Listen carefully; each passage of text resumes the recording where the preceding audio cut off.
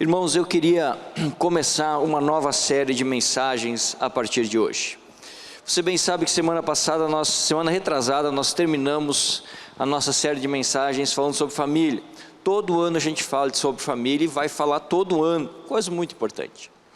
Mas eu gostaria de começar então uma nova série de mensagens a partir de hoje, intitulada Minha Vida em Cristo. Assim como o mundo foi dividido em dois pedaços, antes e depois de Jesus, na nossa vida também foi assim. Principalmente se você já recebeu Jesus como Senhor e Salvador da sua história, você sabe exatamente o que eu estou falando. A sua vida é como se tivesse duas metades muito distintas e muito claras. Antes de Cristo e depois de Cristo. Tem alguém que comparou uma vez a conversão ou o encontro com Jesus com um acidente. Então a comparação foi mais ou menos a seguinte: quando nós encontramos a Jesus é como sermos atropelados por um caminhão. É impossível permanecermos como éramos antes. Tamanha é a força e o impacto que existe quando Jesus se apresenta na nossa vida. Quando conhecemos a Cristo, quando encontramos a Cristo, a nossa vida ela se separa em dois blocos bem distintos. O que éramos antes desse encontro e o que passamos a ser e a ter acesso depois desse encontro. Isso aconteceu comigo, aconteceu com muitos aqui, isso acontece diariamente com centenas de milhares de pessoas ao longo de todo o mundo. Que Jesus continua encontrando aqueles que Ele busca. E no encontro com Jesus, a nossa história ela é completamente mudada, a nossa vida é completamente transformada. E a partir do momento que nós conhecemos a Cristo, abre-se para nós uma história e uma vida diferente. E a partir daquele momento nós temos acesso a certas situações, a certas bênçãos e a certas realidades que eram impossíveis antes do encontro com Jesus. E aqui que está o foco da nossa série de mensagens. O que é que nós temos acesso a partir do nosso encontro com Cristo? Você sabe quais são as bênçãos que Deus derramou sobre a sua vida depois da sua salvação? Você sabe quais são as realidades que para você hoje são comuns, mas que antes de Cristo não era e nunca poderia ser? Todos nós sabemos, mas na correria do dia a dia nós vamos passando por elas e elas vão perdendo o brilho, porque se tornam rotina, e nós nos esquecemos de que a partir do nosso encontro com Cristo, nós somos bombardeados diariamente com uma incontável número de bênçãos e de realidades que eram impossíveis antes da pessoa de Cristo em nós. E a partir de hoje eu gostaria de ver essas realidades e essas bênçãos, pouco a pouco, uma por uma, sem pressa. Mas, para começar a nossa trajetória de estudos, eu queria voltar ao ponto em que isso começou. O ponto em que nós encontramos a Jesus. Esse é o Marco Zero. Foi ali que a porta se abriu para que todas essas realidades que eram impossíveis tornassem agora possível. Por exemplo, vou citar uma realidade: oração. Se você não conhece a Jesus, as suas orações não passam nem do teto. Não tem sentido nenhum. Não vale, não faz nada, absolutamente nada. Mas depois que você conheceu a Cristo, a Bíblia diz que o Espírito Santo de Deus intercede junto a Deus com orações inexprimíveis, porque nós não sabemos como orar. Essa é uma das grandes bênçãos que nós temos acesso a partir do toque de Cristo em nosso coração, que antes nós não tínhamos. Nós poderíamos até recitar algumas palavras, podemos fazer, mas não valia, não tem força, não tem autoridade, porque a oração, ela é um privilégio, e uma bênção dada por Jesus àqueles aos quais são morada de Deus.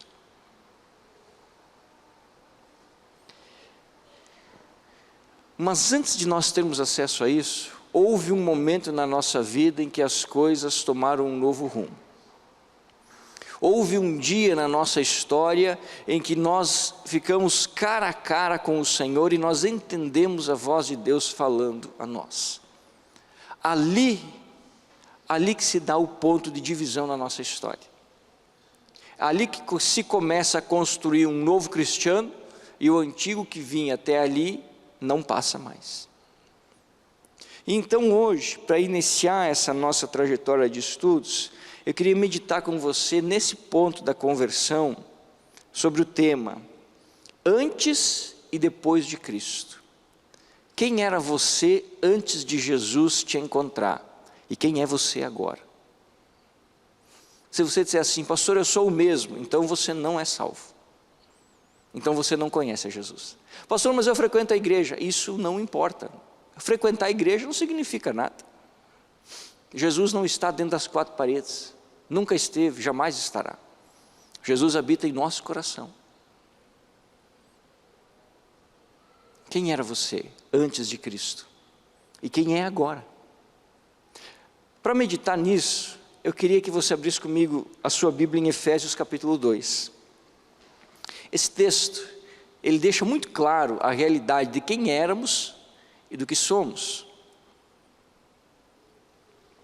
Efésios 2, nós vamos estar lendo do versículo 1 até o versículo de número 10. Efésios 2, de 1 a 10. Todos acharam? Amém? Vamos lá. Vocês estavam mortos por causa de sua desobediência e de seus muitos pecados, nos quais costumavam viver, como o resto do mundo, obedecendo ao comandante dos poderes do mundo invisível. Ele é o Espírito que opera no coração dos que se recusam a obedecer. Todos nós vivíamos desse modo, seguindo os desejos ardentes e as inclinações de nossa natureza humana. Éramos por natureza merecedores da ira como os demais. Mas Deus é tão rico em misericórdia e nos amou tanto que, embora estivéssemos mortos por causa de nossos pecados, Ele nos deu vida juntamente com Cristo. É pela graça que vocês são salvos, pois Ele nos ressuscitou com Cristo e nos fez sentar com Ele nos domínios celestiais, porque agora estamos em Cristo Jesus. Portanto, nas eras futuras, Deus poderá apontar-nos como exemplos da riqueza insuperável de sua graça, revelada na bondade que Ele demonstrou por nós em Cristo Jesus. Vocês são salvos pela graça, por meio da fé. Isso não vem de vocês, é uma dádiva de Deus. Não é uma recompensa pela prática de boas obras, para que ninguém venha a se orgulhar. Pois somos obra-prima de Deus, criados em Cristo Jesus, a fim de realizar as boas obras que Ele de antemão planejou para nós. Amém? Feche teus olhos, vamos orar mais uma vez? Senhor Jesus, nós carecemos do Teu auxílio nesse momento, porque somos pecadores e não compreendemos a Tua palavra sem que o Teu Espírito Santo nos ensine. Por isso, Deus, vem com a Tua mão nesse momento e nos dá a graça de compreender o que o Senhor tem para nós. Fala ao nosso coração nessa noite, Senhor, com poder e graça, com autoridade, ó Deus, pois Tu és o Rei da Glória, e nós cremos que o Senhor é aquele que conhece a Tua palavra e que a instrui ao nosso coração. Nós oramos em nome de Jesus, amém e amém. Nesse texto, meus irmãos, nós vamos encontrar a realidade da vida antes de Jesus e a realidade da vida depois de Jesus. Talvez você pense assim, pastor, mas isso não faz sentido, porque nós somos pessoas diferentes, nós temos idades diferentes, profissões diferentes, nós temos descendências diferentes, nós temos realidades de vidas diferentes. Isso tudo é real no físico, aqui, naquilo que nós podemos olhar. Na parte espiritual, todos nós somos iguais. Todos nós. E por isso que esse texto é a realidade da vida de todos nós aqui. Todos nós que estamos aqui hoje, todos os homens e mulheres de todo o planeta, se encaixam em uma das partes desse texto aqui. A questão é saber aonde eu me encaixo. Em primeiro lugar, 3 divisões esse texto tem. Do versículo 1 ao 3, ele vai falar sobre a vida daqueles que não conhecem a Cristo. Paulo vai fazer uma pintura sobre aqueles que não conhecem a Jesus. Do versículo 4 a 7, Paulo vai falar daqueles que conhecem a Cristo e o que Deus está fazendo na vida deles.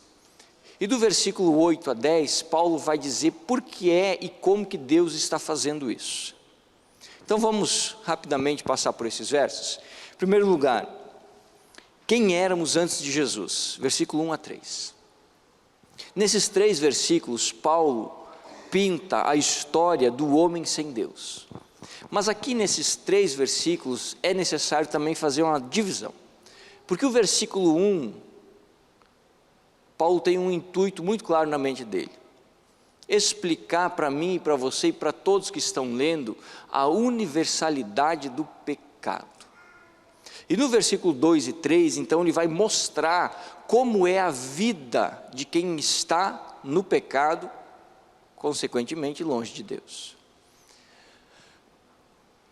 O verso 1 diz o seguinte: vocês estavam mortos por causa de sua vida de desobediência e de seus muitos pecados. Ponto. Você já ouviu alguém dizer o seguinte: eu não tenho pecado, eu nunca matei, eu nunca roubei, nunca enganei ninguém, eu sou um bom homem, eu tento cuidar da minha família, eu tento cuidar da minha casa, eu não tenho pecado. Eu já vi alguém dizer o seguinte: não, eu com Deus tenho crédito, sou um cara tão bom que eu tenho crédito com Deus, eu não sou pecador. Essa é a consciência habitual, minha e sua, porque nós não entendemos muitas vezes o que é o pecado. Nós achamos que o pecado são aqueles atos nefastos e cruéis que nós assistimos. Por exemplo, assassinato, isso é pecado, isso é pecado. Isso é pecado, com certeza. Roubo, não, isso é pecado, isso é pecado, isso eu tenho plena convicção que é pecado. Abandonar um filho, não, isso é pecado, isso certamente é pecado. Bater em alguém, não, isso também deve ser pecado, isso eu tenho plena convicção que é pecado. Não pagar imposto da empresa.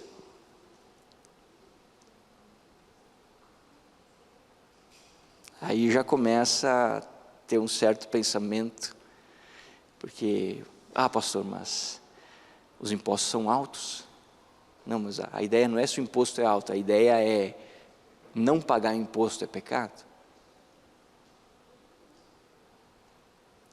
Mentir é pecado? Não, depende, pastor. Uma mentirinha boba não é pecado.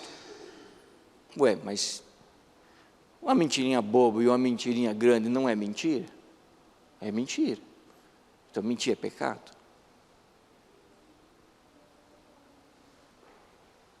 Ofender alguém é pecado? É pecado, pastor. Mas se você foi ofendido primeiro? Não, aí depende, né? Porque a gente, Nós temos tanta dificuldade de entender o pecado que nós até jogamos o pecado para trás do nosso temperamento. Não, pastor, eu sou assim, meu temperamento é assim, explosivo, então, sabe, como é que é? Não sei não, pecado é pecado. Se você for calmo e explosivo, o pecado é o mesmo. Mas, como nós não entendemos realmente o que é pecado, nós chegamos a uma conclusão, alguns de nós, muitas vezes, de pensar que nós não temos pecado. Porque nós não matamos, não roubamos, não prejudicamos ninguém, então eu não tenho pecado. Não, você é pecador, eu sou pecador e todo mundo é pecador. Paulo expressa isso claramente no verso 1, e para colocar isso de uma forma bem clara, Paulo usa 2 palavras. A primeira palavra que Paulo vai usar é pecado, ele vai dizer assim: vocês estavam em seus muitos pecados. A questão é que no português fica uma coisa meio sem sentido. mas se você for ver no grego, essa palavra que Paulo usa, pecado, é harmatia. A ideia dela é errar o alvo. Qual que é o sentido dessa palavra? É um arqueiro que está com o seu arco e sua flecha, e na sua frente tem um alvo. Ele puxa o arco, ele estica o arco com a flecha, ele solta a flecha, e a flecha não acerta o alvo. Isso é pecado. Errar o alvo é pecado. A grande questão é, que alvo? Vou explicar para você. A Bíblia diz que nós devemos, ou que a Bíblia nos incentiva a termos famílias saudáveis. Se a minha família não for saudável, eu estou errando o alvo, eu estou em pecado. Eu estou errando o alvo proposto para mim. A Bíblia diz que nos dá a entender que Deus tem um plano na vida de cada um de nós. Quando eu não estou cumprindo o plano que Deus tem para a minha vida, eu estou errando o alvo, eu estou em pecado. Eu estou em pecado. Por quê? Porque eu estou errando a direção. Eu estou errando aquilo que foi proposto para que seja feito. A Bíblia diz que eu preciso fazer o bem, mas se eu não faço o bem, eu estou errando o alvo, eu estou em pecado. Eu estou em pecado. Então vamos fazer uma pesquisa muito simples aqui. Quem aqui já deixou de fazer o bem a outra pessoa sabendo que poderia fazer? Levanta a mão. Então você é como eu, você é um pecador. Você é um pecador. Porque aquele que sabe fazer o bem e não faz, está em pecado, diz a Bíblia. Por quê? Porque errou o alvo. Só nessa simples pergunta, todos nós aqui já fomos reprovados. E basicamente toda a raça humana. Porque quem é que nunca errou o alvo que Deus propôs para a sua vida? Todos erram. Todos pecam. Mas Paulo usa uma segunda palavra. Quando ele fala de desobediência, ou em algumas Bíblias diz transgressão. E no grego é paraptoma a palavra. E significa escorregão ou queda. A ideia é de um homem que está andando por um caminho e de repente ele escorrega naquele caminho e cai. Ou o homem que está andando pelo caminho e de repente, ao invés de ele estar indo aqui, ele começa a virar à esquerda. E Paulo diz assim, isso é pecado. Você ter uma direção clara, você ter um lugar a chegar, você saber aonde é e desviar o caminho, é pecado. Escorregar no meio do caminho e cair, é pecado. O que Paulo está querendo dizer com esse homem que se desvia? O que Paulo está querendo dizer com esse homem que cai? Simples, vou explicar para você. Deus tem algo proposto para a sua vida. Deus tem um alvo para a sua vida. Mas você, na sua decisão, escolhe não fazer aquilo. O caminho de Deus está à sua frente e você escolhe o outro lado. Isso é pecado. Vou simplificar para você. A Bíblia nos dá uma direção. A direção de Deus é perdoe. Não importa o que seja feito contra você, perdoe. Essa é a direção bíblica. Esse é o trajeto. Minha esposa me trai, eu não perdoo, é pecado. Pastor, mas ela pecou antes. Não, mas o pecado dela é dela, eu não posso pegar o pecado dela para mim, o meu é meu. Ela que se entenda com o Senhor. Mas eu tenho uma direção a seguir. A direção é o perdão. Se eu desvio para a esquerda, pecado. Não quero perdoar, é pecado. Pastor, mas eu sofri o dano. Sim, eu sei que sofreu o dano. Não estou dizendo que não sofreu. O que eu estou dizendo é que o que você fizer a partir do dano que você sofreu vai determinar se você é pecador ou não. Porque há uma direção clara. A direção bíblica é perdoe. Perdoe. Esse é o caminho. Mas se eu andar para a esquerda, pecado. Por quê? Porque eu não estou no caminho proposto por Deus. Então, através dessas duas palavras, muito simples, nós chegamos a uma conclusão: não há nenhum ser humano que possa olhar na frente do espelho e dizer a seguinte frase: eu sou bom, sou um homem que não tenho pecados. Ninguém pode fazer isso, porque se eu não peco aqui, eu peco ali.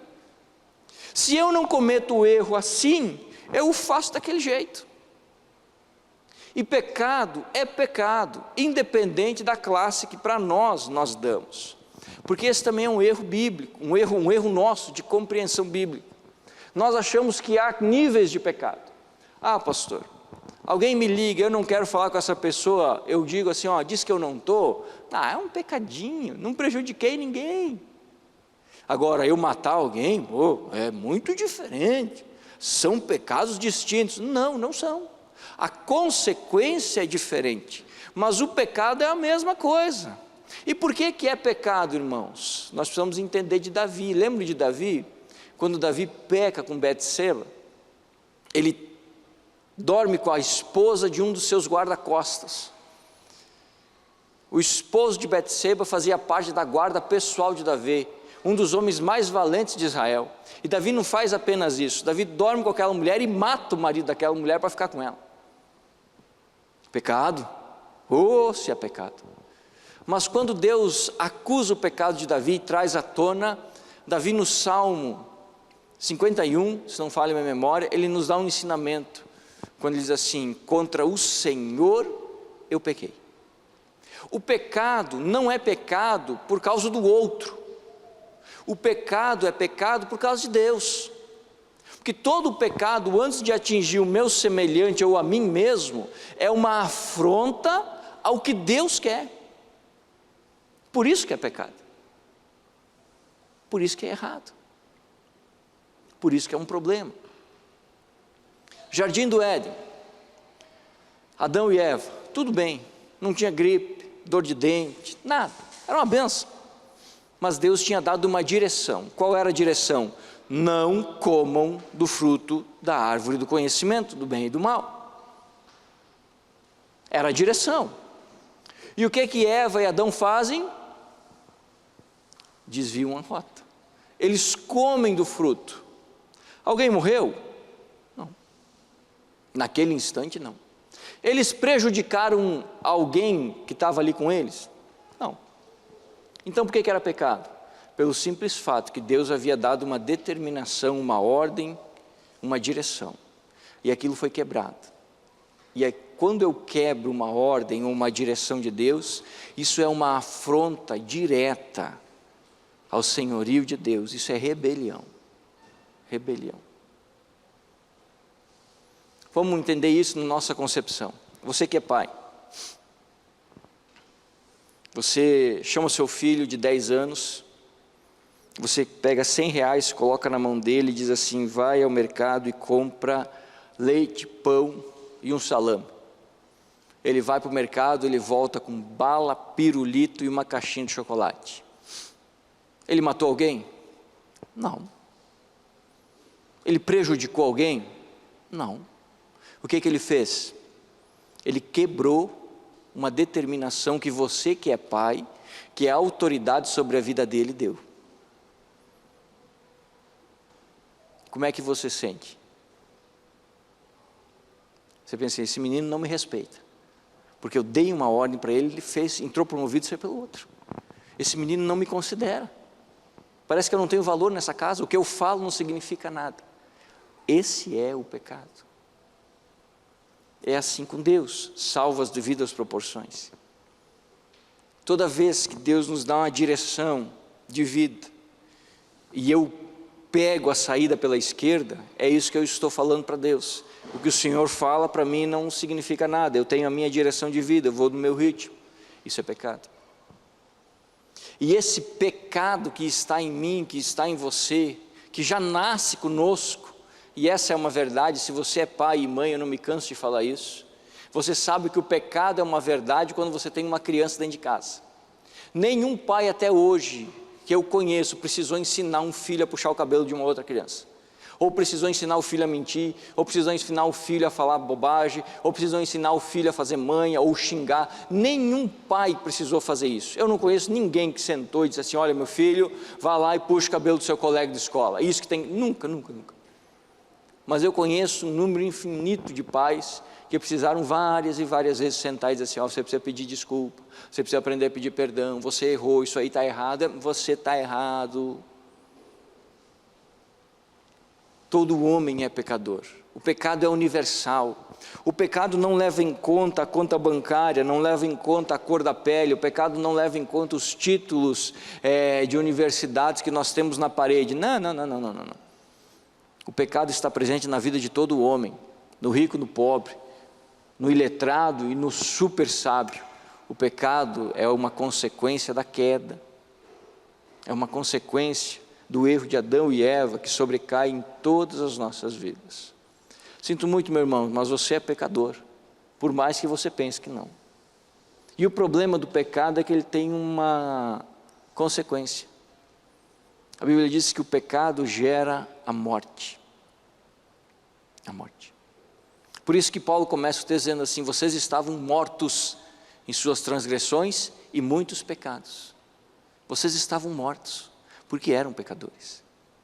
E nessa vida de pecado, então, Paulo vai descrever como era a nossa história e sobre quais princípios e valores nós vivíamos, no versículo 2 e 3. E a primeira coisa que existia na nossa vida, porque éramos pecadores, era justamente o que ele fala no começo do verso 1, quando ele diz que nós vivíamos uma vida de morte. Pastor, como assim? Eu caminho, eu ando, eu falo. Sim, mas espiritualmente, se você não tem Cristo, você é pior do que qualquer defunto que está no túmulo.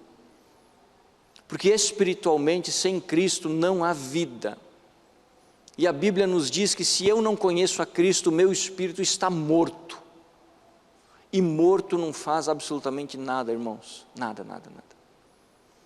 Não fala, não respira, não se mexe, não come, não dorme, nada, está morto.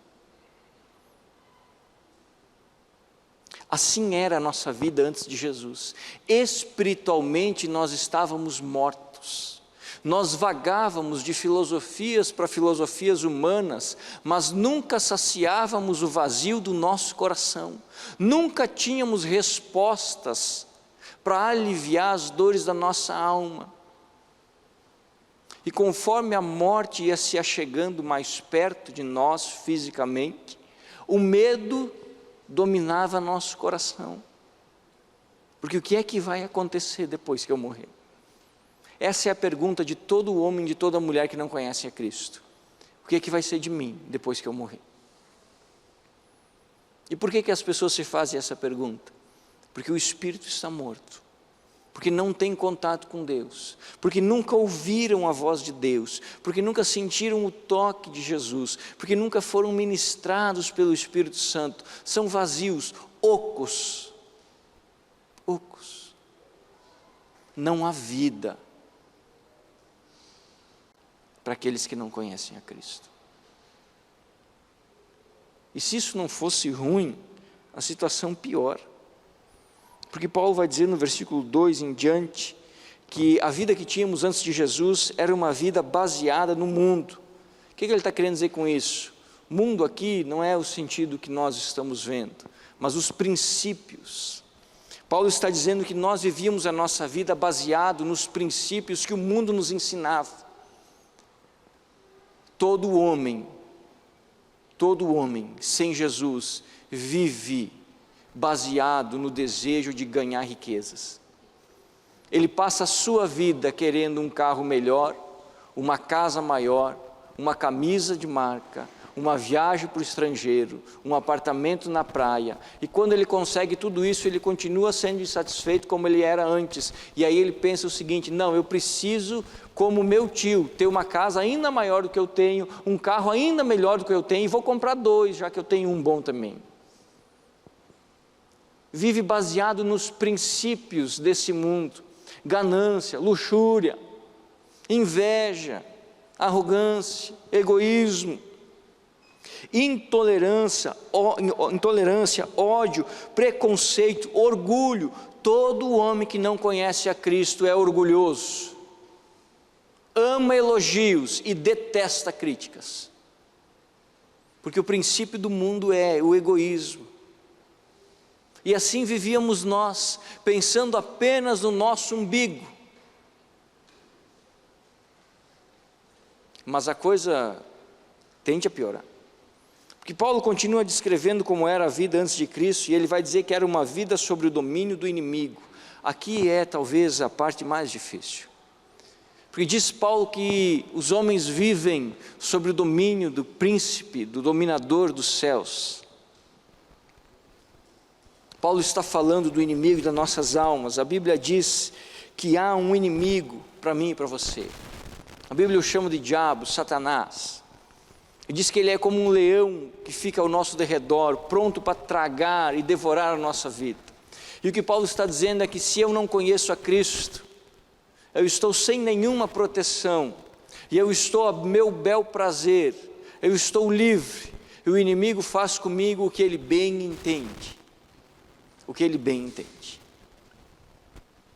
Muitos nem percebem, mas os seus casamentos estão sendo destruídos porque é o inimigo que está dentro de casa. Os seus corações não têm paz e a sua mente não consegue descansar porque é o inimigo que atormenta a sua vida.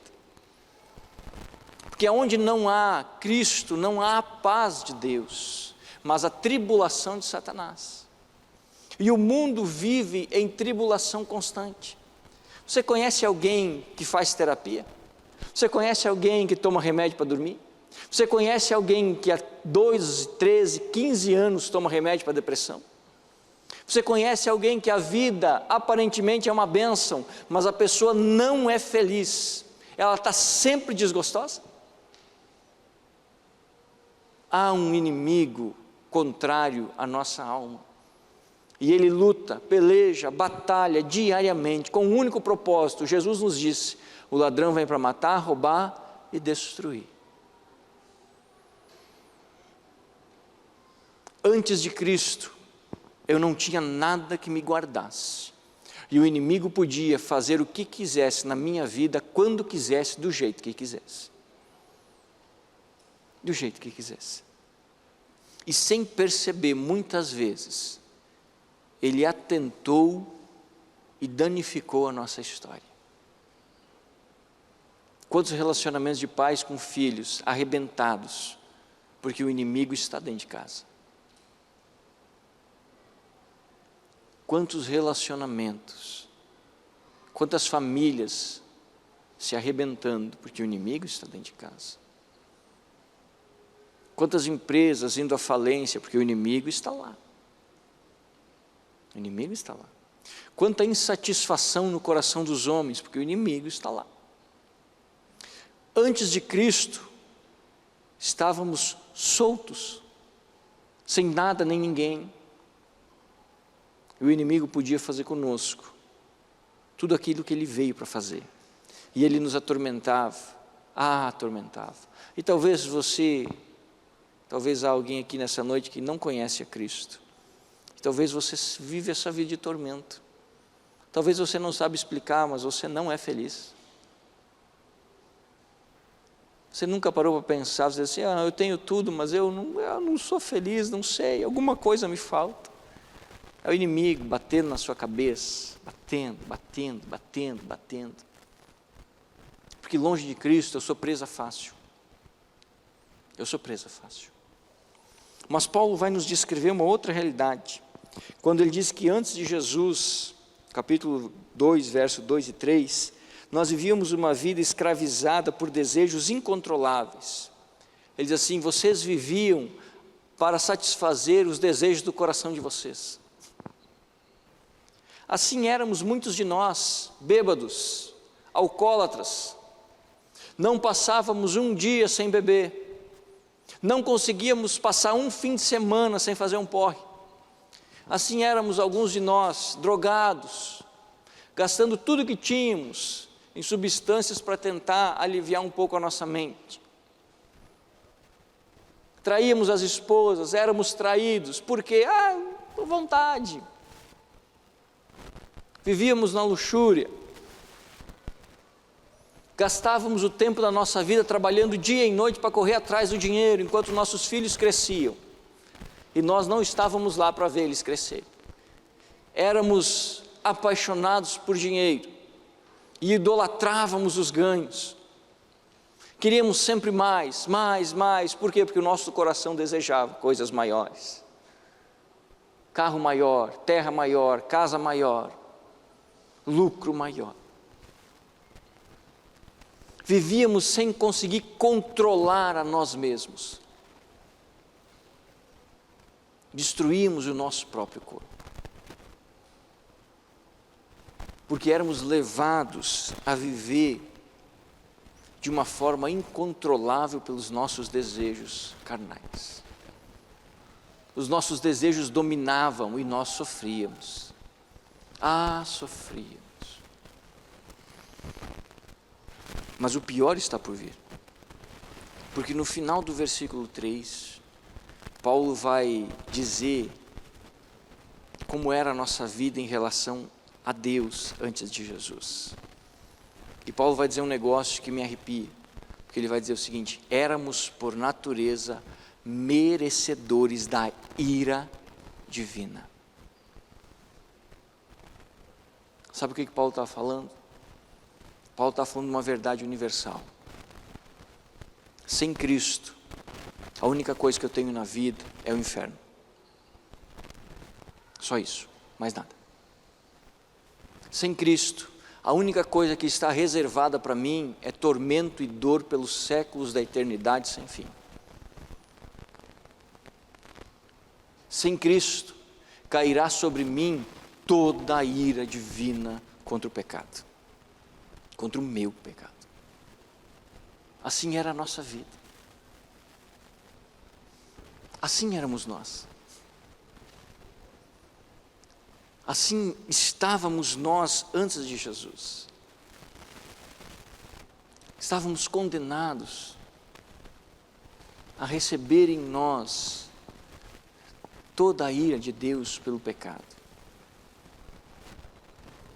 Vivíamos presos nos nossos desejos,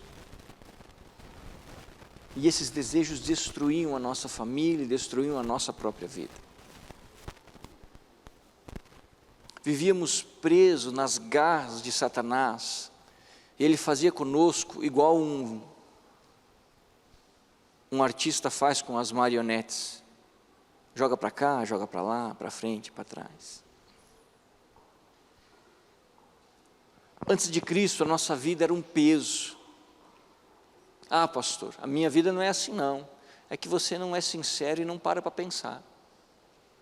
Mas se você não conhece a Cristo, se você fizer uma análise sincera na frente do espelho, você vai perceber uma coisa: primeiro, você não é feliz. Segundo, você não sabe por que você vive. Terceiro, dentro de você, você vai sentir falta de alguma coisa que você não sabe o que é.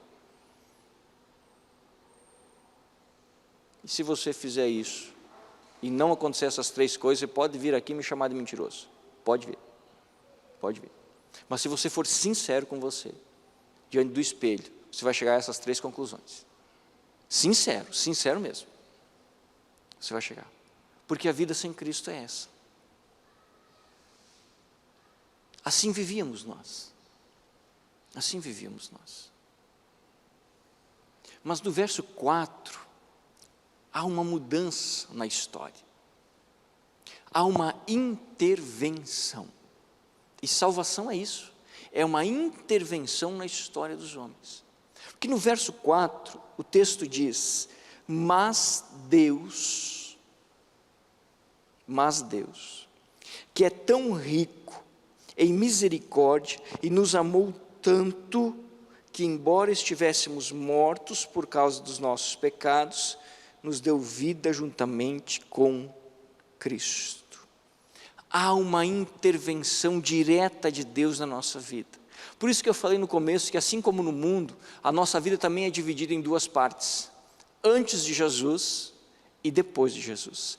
Antes de Jesus nós vivíamos como até o versículo 3, nas mãos do inimigo, destinados à ira de Deus, largados ao incontrolável desejo do nosso coração humano, insatisfeito com tudo, tristes, abatidos, sempre com um semblante mais caído do que feliz.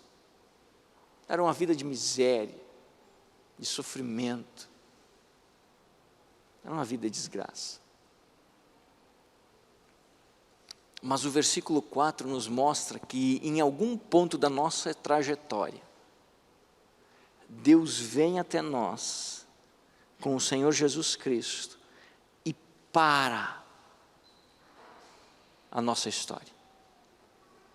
E a vida que nós tínhamos para ali, no exato momento em que nós ouvimos pela primeira vez a voz de Cristo em nosso coração. Naquele momento, a vida que tínhamos antes de Jesus, ela termina, acabou, parou, não existe mais. Porque a partir dali em diante, começa-se a construir uma vida totalmente nova, muito diferente daquela que tínhamos.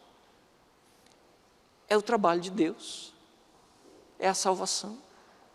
E o texto no verso 4 diz que Deus é rico em misericórdia e amor.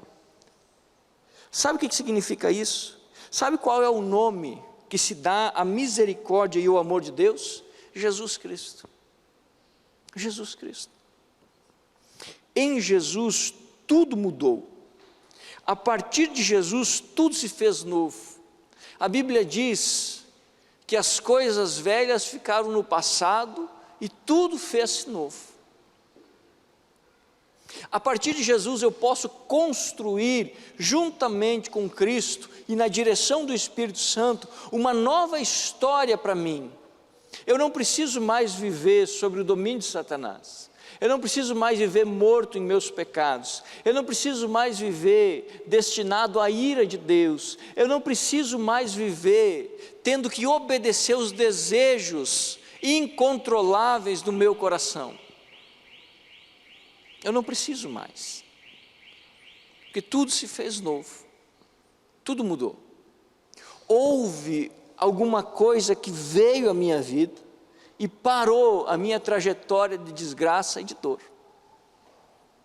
Eu não lembro, eu não sei se você se lembra, mas eu lembro com perfeição o dia em que pela primeira vez na minha história eu ouvi a voz de Cristo Jesus.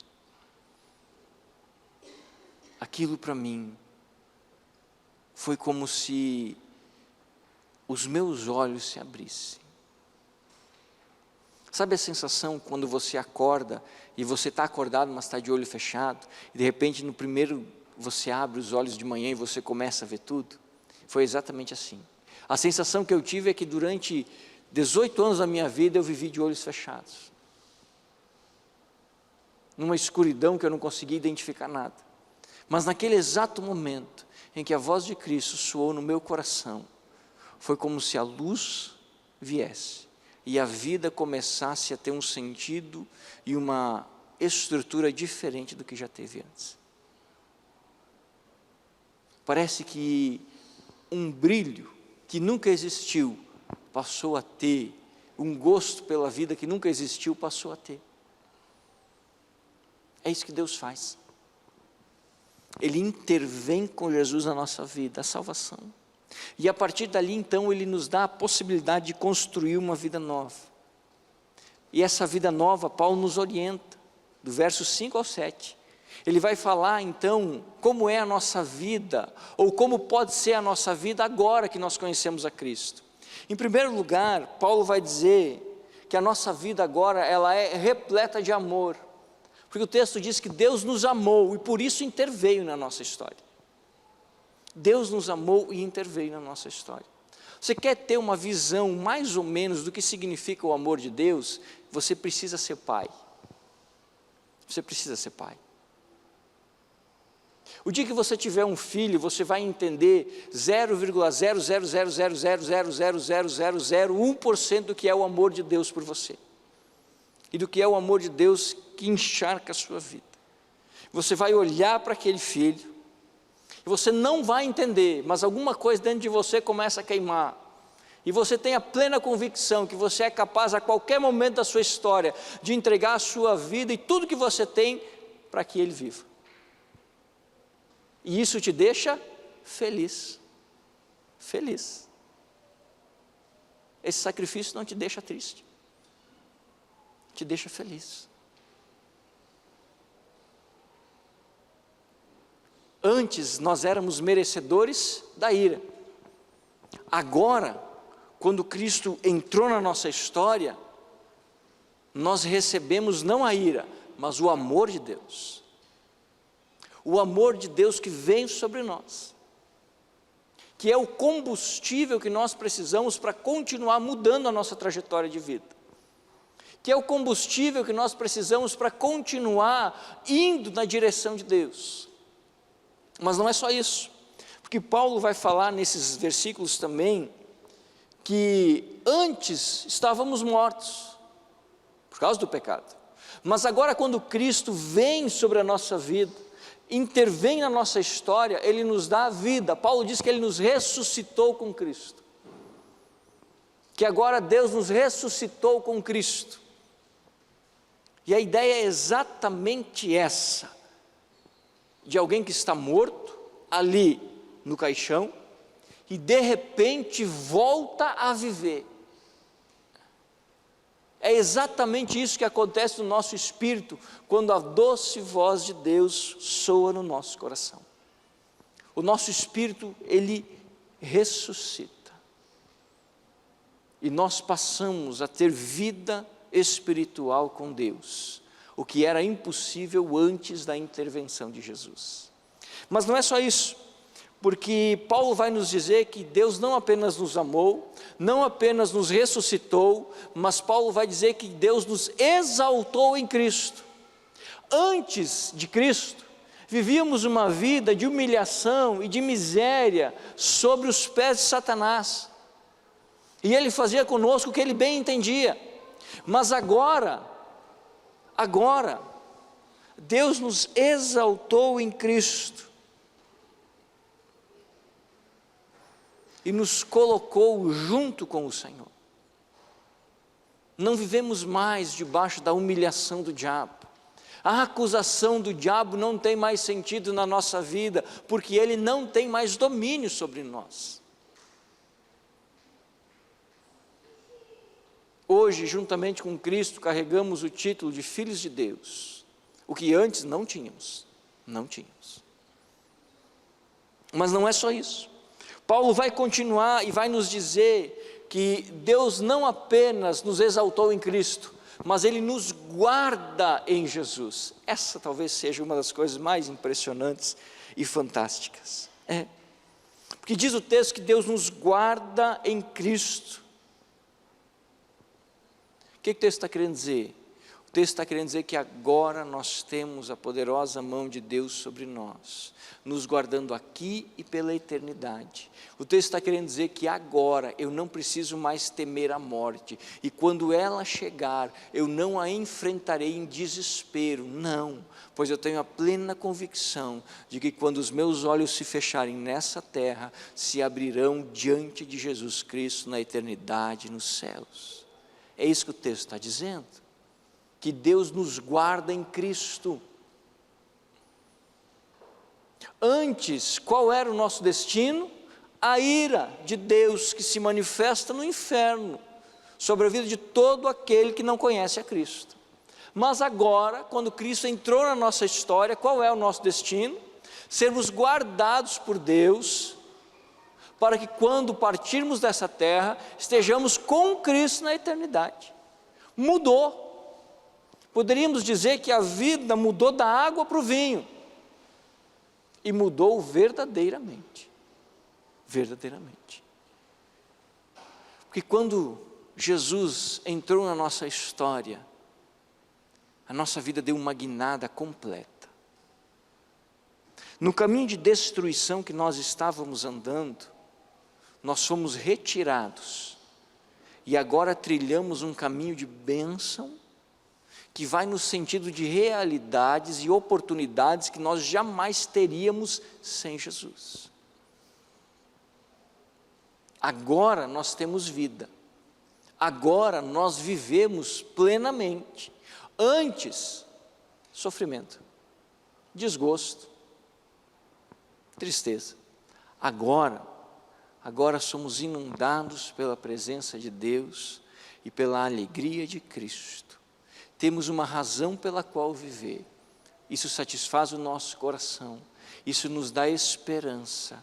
Temos dons e talentos que Deus nos deu, que nós nem sabíamos que éramos capazes de ter, e que nos fazem ser completos agora nessa terra. A vida mudou.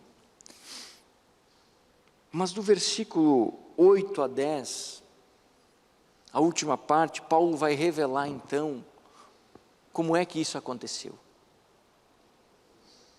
Será que eu tive participação nessa mudança da minha vida? Não.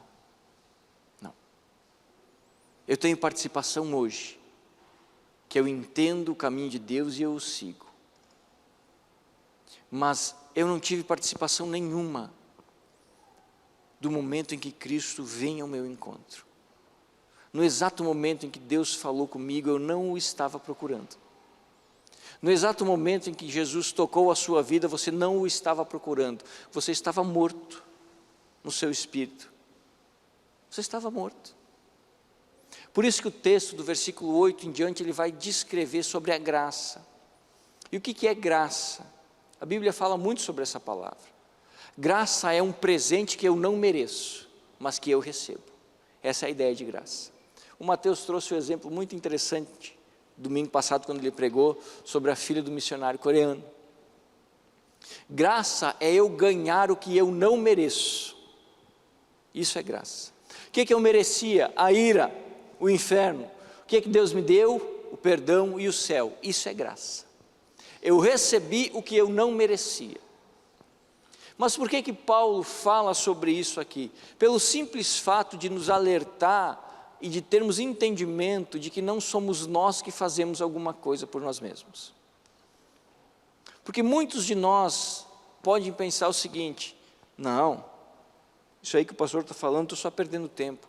Eu sou uma pessoa boa, eu faço bem, e Deus vai valorizar isso. Não. O texto bíblico diz que não é por boas obras que Deus nos salva.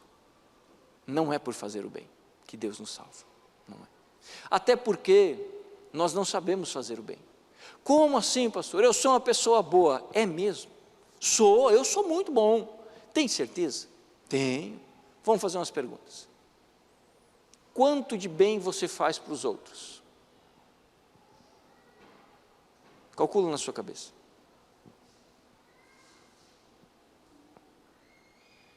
Quanto generoso você é com aqueles que nada têm? Vou dar uma explicação bem singela para você. Você é bom? Sim, eu sou. Você está indo para o centro de Concórdia no dia D, de carro. Sábado à tarde, você precisa urgentemente pagar uma prestação na Magazine Luiza. Porque se você não pagar, você vai sofrer punições. E você sai de casa, e de repente você chega ali na Rua do Comércio e você vê uma vaga de estacionamento, bem na frente da Magazine Luiza. E atrás de você tem um outro carro, e você percebe que o outro carro também dá a seta para entrar na vaga. Você é uma pessoa boa? Você passa à frente ou você usa a vaga? Quem passa à frente, levanta a mão. Assim como eu, você não é bom. Você pensa que é bom, mas você não é. Não é. O máximo de bem que você faz para os outros é o resto. O que sobra do seu tempo, o que sobra do seu dinheiro, o que sobra do que você pode, quem sabe, dar. Quem aqui saiu para comprar roupa nova para dar a alguém que está precisando? Ninguém faz isso. Nós damos as roupas velhas que nós não usamos. Isso não é ser bom. Isso não é ser bom. Isso não é. Ninguém é bom. Ninguém. Nós só podemos ser bons depois que Jesus entra no nosso coração. Aí nós podemos ser bons. Sabe por quê? porque aí eu estou no dia D, estou chegando perto da vaga, e o Espírito Santo fala no meu coração assim: não estaciona aí, deixa a moça atrás estacionar. E eu pensei, vou para frente, se não é para estacionar, não vou estacionar. Aí eu consigo ser bom. Por quê? Porque só Deus é bom e sabe me direcionar, porque realmente é bom. Por isso que Paulo fala do versículo 8 a 10, dessa graça que Deus nos deu. Jesus, quando vem a nós não o procurávamos, nós nem sabíamos quem Ele era. Mas o texto no versículo 4 nos revela muito nitidamente o que é graça.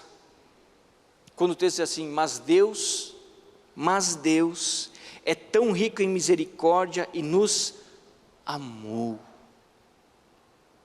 E nos amou, ao ponto de vir até nós, quando nós não o procurávamos, quando nós não queríamos saber dele, quando nós continuávamos a nossa trajetória de destruição, Deus nos amou e veio até nós e parou essa trajetória. E a partir dali sim, a partir daquele momento sim, aí eu tenho participação na construção da minha vida com Deus.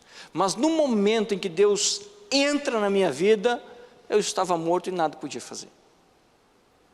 Nada podia fazer.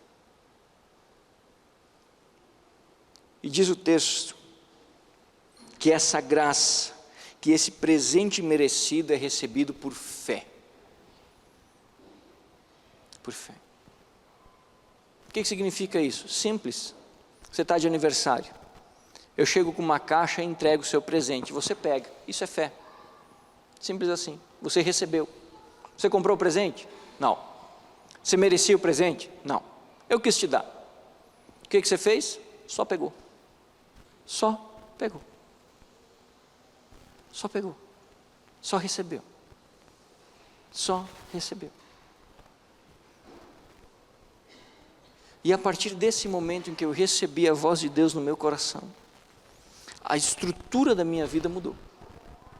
E a partir de agora, desse ponto, aí sim, a minha vida em Cristo pode ser construída a ponto de ter acesso a certas bênçãos e certas realidades que antes eram plenamente impossíveis, mas que agora se tornam reais. Reais. Agora, quando eu oro, a Bíblia diz que eu tenho um intercessor junto ao trono de Deus, o Senhor Jesus Cristo. Sabe o que a Bíblia está dizendo? A Bíblia está dizendo o seguinte, que quando eu oro, a minha oração chega no trono de Deus, o Senhor olha e diz assim: esse sujeito, e Jesus diz assim: não, peraí, eu morri por ele, a oração dele é válida, porque está aqui, é dos meus, e Deus ouve a nossa oração. Quando Jesus entra na nossa vida, tudo muda, tudo se torna diferente, porque a partir daquele momento eu posso construir uma história que antes era impossível de ser feita. Impossível. E esse é o antes e o depois de Cristo. Não só o meu, mas o seu também. Se você for sincero com você mesmo, você vai se identificar com o que o texto bíblico falou. A grande questão, meus irmãos, é saber em qual trajetória da vida você está. Você vive sem Cristo? Então você vive versículo 1, 2 e 3. Seu destino é o inferno. Tormento e sofrimento é o que está reservado a você. Sim. Sim. Você ouviu a voz de Deus? Então agora você pode construir uma trajetória diferente. Porque Deus parou a sua vida de dor e sofrimento para abrir as portas para uma nova trajetória. Caminhe na direção de Deus, mude a sua vida. Mude a sua vida. Abra os seus ouvidos e preste atenção ao que a Bíblia está dizendo. Porque pode ser que chegue uma época na sua vida em que já não seja mais capaz de ouvir o que a palavra diz. E aí não adianta mais. Aí terminou. Feche teus olhos, vamos estar orando.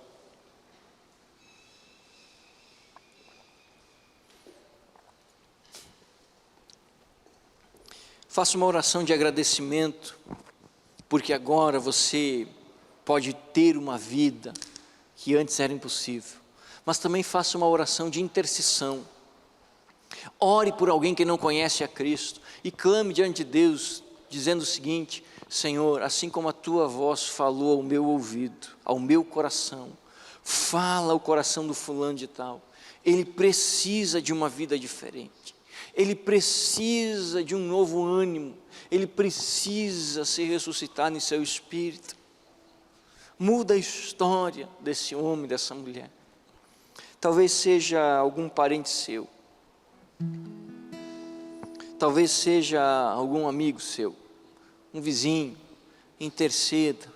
Por que interceder, pastor? Porque se ele orar por ele mesmo não vai valer de nada, não passa nem do teto. Um morto não consegue falar, então não consegue pedir ajuda. Mas você pode interceder por aqueles que não conhecem a Cristo, porque as suas orações chegam ao trono da graça de Deus, as suas orações chegam aos ouvidos daquele que é Senhor da vida e da morte, daquele que é o Rei da glória, daquele que tem poder sobre todas as coisas. As suas orações chegam aos ouvidos daquele que um dia veio e intercedeu na sua vida de uma maneira direta, para romper e quebrar a trajetória de desgraça e sofrimento que você vivia. Seja grato e seja um intercessor daqueles que não podem orar por si mesmos. Senhor meu Deus, louvado seja o teu nome. Como é bom poder cultuar o Senhor, ó Deus, independente do cansaço, ó Deus. Como é bom poder cultuar o Senhor. Como é bom poder meditar na tua palavra, Senhor, e olhar para o texto bíblico e ver a realidade da nossa vida ali. Oh Deus, sim, ó Pai, como é bom saber que o Senhor veio até a nossa vida, que o Senhor falou ao nosso coração, e que agora, Deus, diante de nós está, ó Deus, tantas oportunidades, que agora diante de nós, ó Deus, estão tantas bênçãos incontáveis, que nós não merecemos absolutamente nada, mas que o Senhor quer nos dar. Como é bom saber que agora, Deus, nós podemos juntos com o Senhor, com o Teu Espírito Santo, construir uma trajetória de vida que traga satisfação ao nosso coração e alegria. O que antes, ó Deus, só tinha tristeza e vazio, mas que agora podemos construir uma vida que nos traz satisfação, ó Deus, com sonhos e planos que vêm do Teu coração. Como é bom, Senhor, sermos tocados por Ti, sermos salvos. Como é bom, Senhor, termos a plena convicção de que se hoje, nesse momento, nesta noite, a nossa vida física chegar ao fim nessa terra, nós não precisamos nos desesperar, mas nós ficaremos alegres, porque quando os nossos olhos se fecharem aqui, se abrirão e poderão ver o rosto de Cristo, nosso Salvador. Os portões da eternidade serão abertos e nós vamos entrar, porque o Senhor nos salvou. Como é bom, Senhor, como é bom. Queremos ser gratos a Ti pela Tua salvação, mas também queremos orar por aqueles que não conhecem a Ti, ó Pai. Queremos interceder por aqueles, ó Deus, que ainda vivem, ó Deus, presos em seus pecados, interceder por aqueles ainda que vivem, ó Deus, no desespero dos seus desejos carnais, interceder por aqueles, ó Deus, que vivem aprisionados nas garras de Satanás, interceder por aqueles, ó Deus, que são alvos da ira do Senhor, pois são pecadores. Senhor Jesus, assim como a Tua voz veio e rompeu, ó Deus, em nós como uma enxurrada que leva tudo pelo seu caminho, fala também ao coração deles, ó Deus. Fala, Senhor, ao coração deles com a Tua palavra. Oh Jesus, a Tua voz, ó Deus, é poderosa, ela dá vida aos mortos, ela ressuscita, ela restaura, ela renova, ela cura. Fala, Jesus, ao coração daqueles que não conhecem a Ti. De uma maneira, Deus, poderosa. De uma maneira, Deus, que gere transformação e graça. Guarda-nos nessa noite, guarda-nos nessa semana. Leva-nos, ó Deus, sobre a Tua proteção. Nós oramos em nome de Jesus. Amém e amém. Glória a Deus.